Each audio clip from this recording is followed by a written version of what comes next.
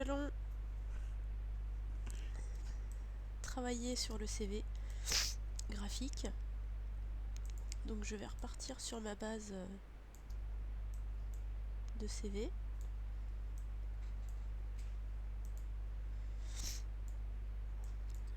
Je vais dupliquer mon plan de travail en allant sur l'outil plan de travail. Je clique dessus, j'appuie sur Alt, je fais un cliquer glisser pour dupliquer ma page.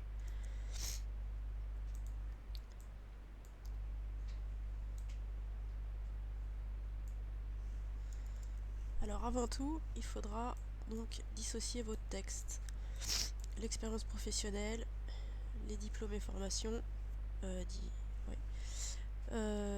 compétences, les langues et toutes les compétences informatiques, l'environnement Mac ou PC et ensuite les loisirs.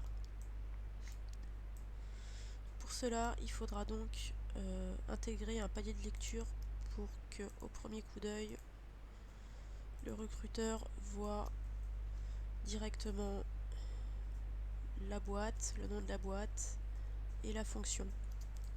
Et ensuite, vous intégrerez quelques lignes de descriptif sur la mission que vous avez faite au travail. Donc, par exemple, je vais faire un copier-coller de ce palier de lecture. Vous allez prendre l'outil texte, vous faites un cliquer-glisser, vous copiez directement vos données. On sélectionne le nom de la boîte, on fait un commande T pour afficher les caractères. Ici, vous mettrez donc tout en capital. Encore 11 ou 12 selon la typo que vous choisissez. Donc vous allez choisir une typo standard qui sera plutôt Helvetica New pour Mac et Century Gothic sur PC. Donc ensuite on aura la désignation de la boîte. Donc si c'est une agence corporate, agence marketing, digital, etc. Donc en italique, encore 9 ou encore 10 selon la typo que vous avez choisie. Ensuite en dessous, votre poste en gras ou en médium selon la typo choisie. Encore 12 ou encore 11, à vous de voir. Et ensuite, un petit descriptif sur une ou deux lignes, voire 3. Encore 8 ou 9 en gris clair et en italique. Donc là, on a bien un palier de lecture. On voit au premier coup d'œil l'agence, le poste et les informations secondaires après. Donc, il faut bien sûr que votre CV ait une cohérence graphique avec votre logo. Donc, je vais repartir moi sur mon logo. Je le duplique. Je vais créer une têtière d'information où on trouvera donc mes coordonnées, mon profil professionnel avec le poste recherché. Donc là vous pouvez voir que ma page donc est divisée en 3 parties. Ma première partie avec ma têtière, la deuxième partie avec tout ce qui est diplôme et formation, compétences, centre d'intérêt et ensuite ici donc toute l'expérience professionnelle. Vous pouvez constater qu'ici j'ai un espace puisque mes expériences professionnelles sont différentes. Toutes celles-ci concernent l'enseignement et toutes celles-ci concernent le graphisme. Donc c'est très simple. Pour créer en fait cet effet d'espace entre mon bloc et mon logo, j'ai créé tout simplement un arrondi, donc une ellipse. J'appuie sur Shift, je crée une ellipse que je vais positionner. Je vais créer un alignement avec mon logo. L'ellipse, je la passe en blanc. Et je fais un clic droit, disposition, arrière-plan. Je viens ensuite créer un bloc.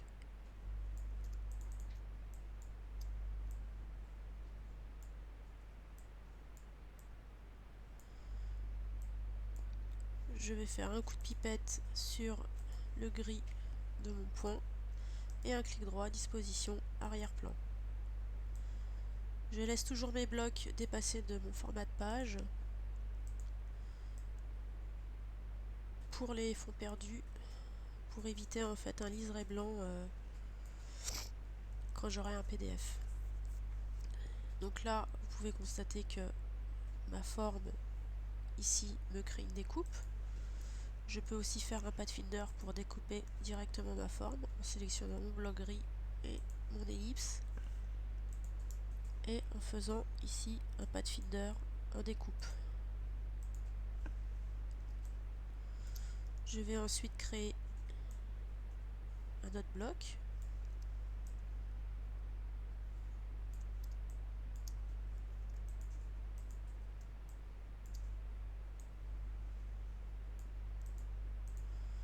Je fais un coup de pipette sur le dé de mon logo.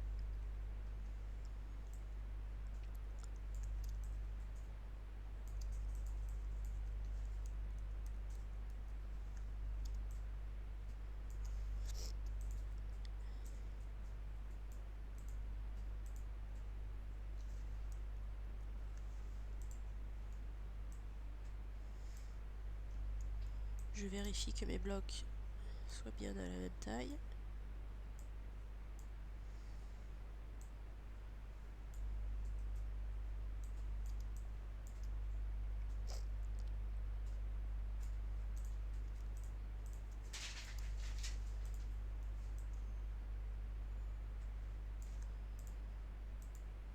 Et avec ma flèche blanche, là, je viens agrandir mon bloc.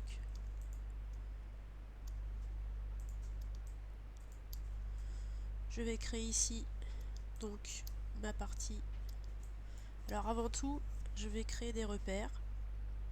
Donc pour afficher vos repères, vous faites un commande R ou un contrôle R pour ceux qui sont sur PC. Et je viens tirer mes repères sur les grilles, sur mes règles. Et mon texte ne devra pas dépasser ces lignes bleues. C'est ce qu'on appelle un blanc tournant sur votre page pour bien aérer la page et que le texte soit bien lisible.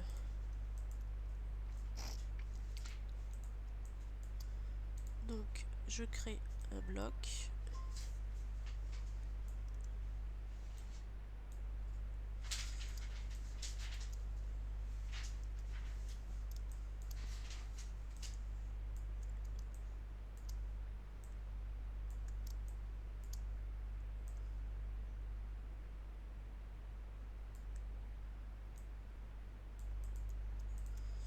Bon, là je vais faire un copier-coller de mes informations. Donc là vous pouvez constater que je suis ferré à droite.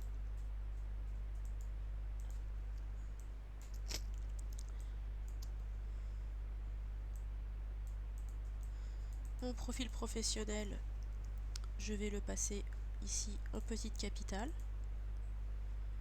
en blanc, donc en défonce sur mon texte, encore 9.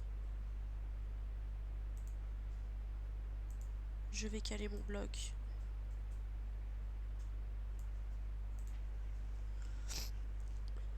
à peu près, vous pouvez constater au même niveau que mon G, sur la phrase la plus longue. Ici vous avez donc poste à responsabilité, pour vous ce sera stage recherché, encore 9. Et en dessous vous avez donc la fonction, encore 9 et en gras.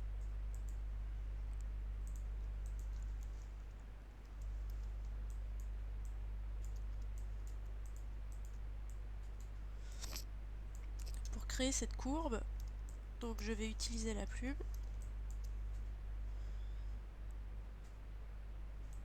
Je fais un cliquer glisser.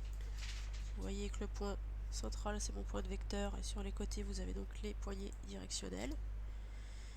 Et je refais un autre cliquer glisser. Et ensuite j'appuie sur Alt pour pouvoir positionner ma courbe pour créer mon effet.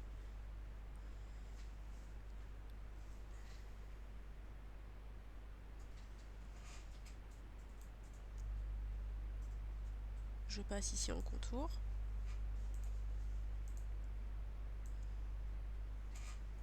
Je positionne ici ma courbe donc sur mon plan de travail.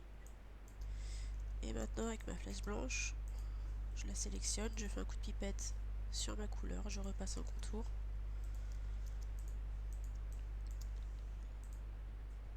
Et avec ma flèche blanche, je vais venir modifier mon bloc pour l'adapter à ma courbe. Donc vous voyez qu'en zoomant ici, on a du blanc. Donc je resélectionne mon bloc. Avec l'outil plume, je rajoute un point. Et je décale légèrement ce point pour bien placer ma courbe. Je vais ensuite faire un copier-coller, pareil, de mes infos perso. Vous pouvez constater qu'ici que tout est calé.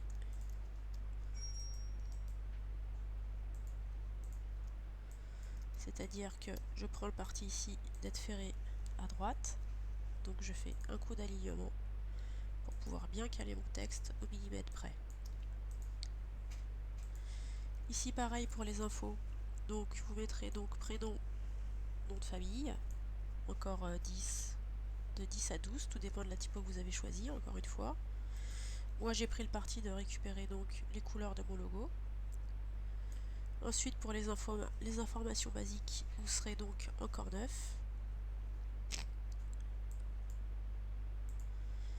Et tout ce qui est coordonnées, mail, site web, blog, téléphone, encore 9. Et je suis bien en défonce sur mon texte. Sur mon bloc, pardon. Donc en défonce, c'est-à-dire typo blanche sur un bloc de couleurs.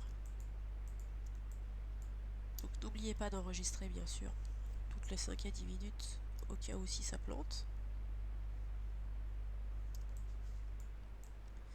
Et maintenant, j'aimerais donc créer une courbe sur mon texte. Donc je vais dupliquer ma forme.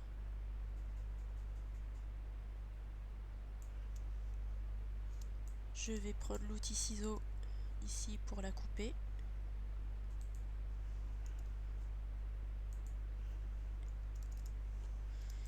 Et avec la plume, je récupère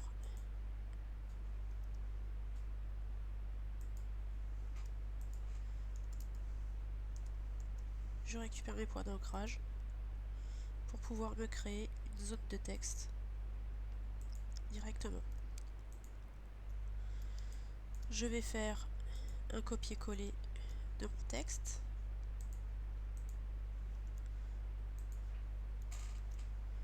Vous travaillerez donc le texte, comme je vous ai dit, avec les différents paliers de lecture.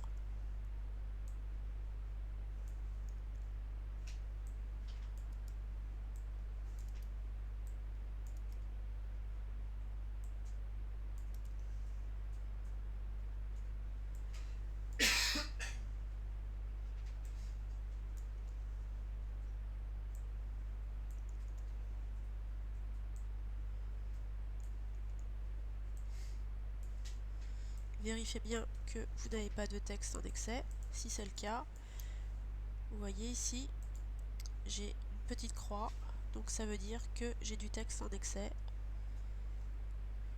Donc je vais devoir agrandir ma zone texte.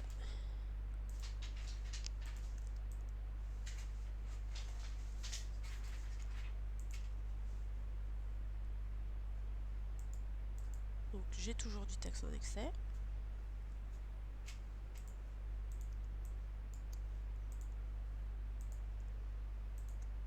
Avec ma flèche blanche, j'agrandis ma zone texte. Et là, je suis bien calé. Ensuite, vous travaillerez donc tous vos paliers de lecture, les items, donc les rubriques, encore 9 ou 10 en petite capitale avec la couleur du logo choisi. Ensuite, les paliers de lecture, donc les agences, encore 11 ou 12, la désignation en italique encore 9, et le poste en médium ou en bold encore 10, 11 ou 12, enfin selon la typo que vous avez choisi encore une fois.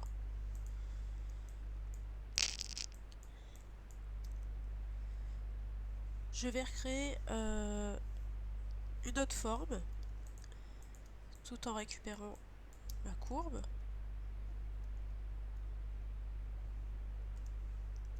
Donc je reprends la plume.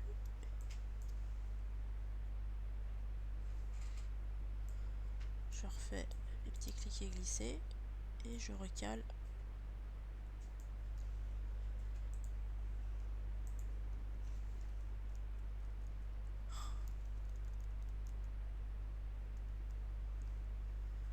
je passe un contour, je la sélectionne avec la flèche noire.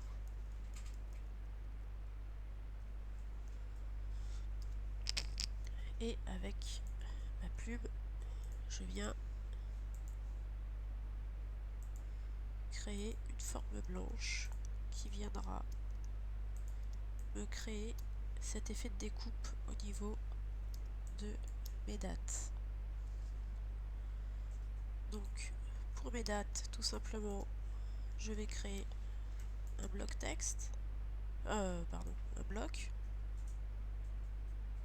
un rectangle tout basique, en récupérant les couleurs en faisant un petit coup de pipette.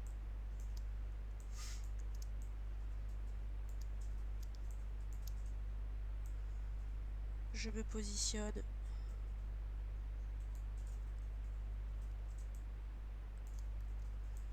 au niveau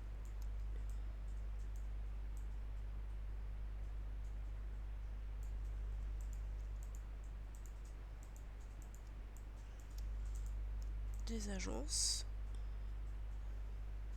Vous pouvez les faire dépasser, il n'y a pas de problème, puisqu'après on viendra les retoucher.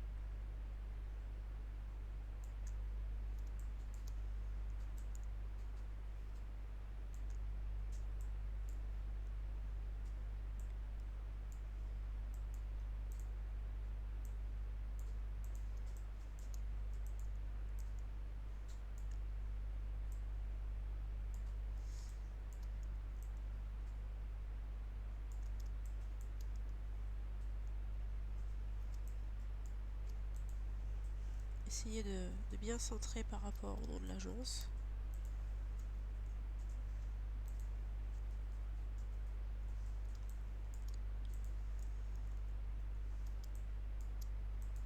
N'hésitez pas à zoomer pour travailler dans le détail. Donc pour dupliquer, j'appuie sur Alt, je clique et je glisse.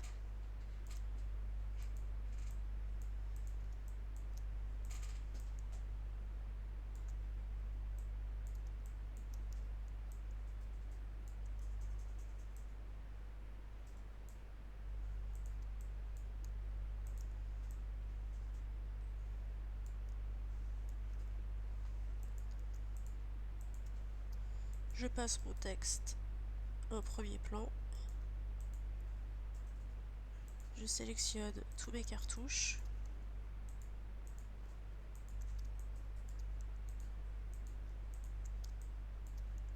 Que je passe en arrière-plan.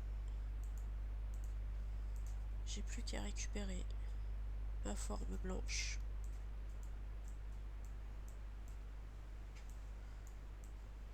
Et à la caler.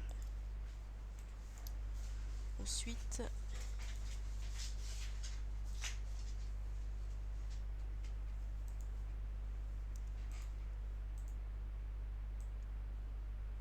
et avec la flèche blanche, je viens donc déformer mes blocs pour les adapter à ma courbe.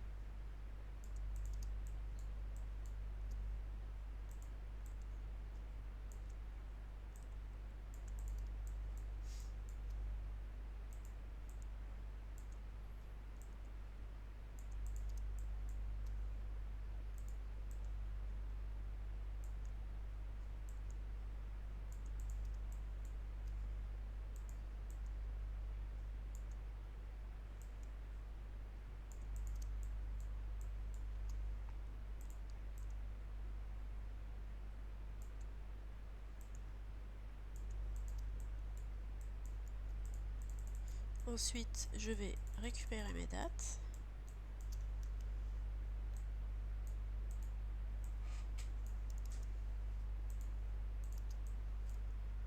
En faisant des petits copier-coller.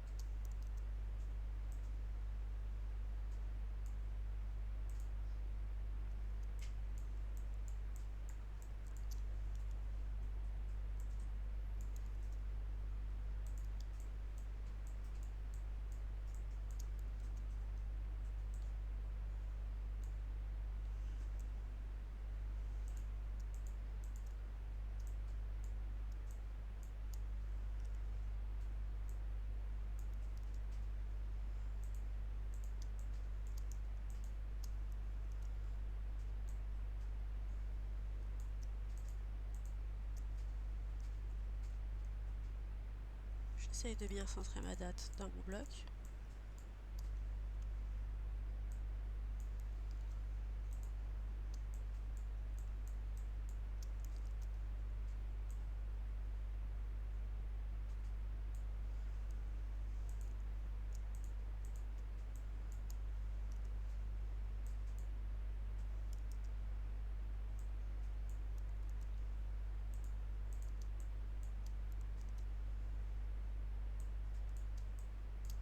Pour ça, on zoome et on se cale bien à l'intérieur de notre bloc.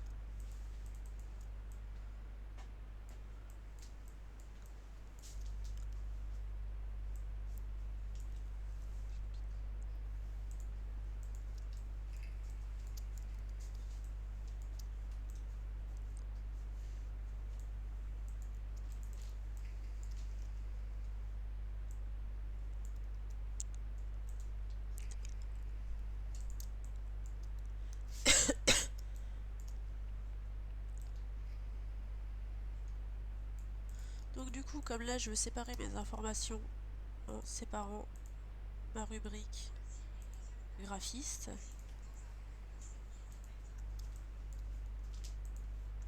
je vais passer donc mes petits cartouches en gris clair pour séparer donc mes expériences professionnelles.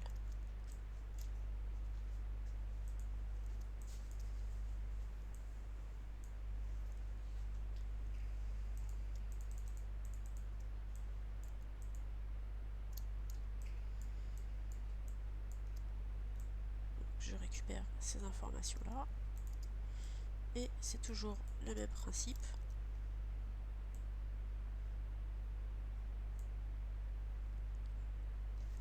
Je fais en sorte d'être bien calé en pied.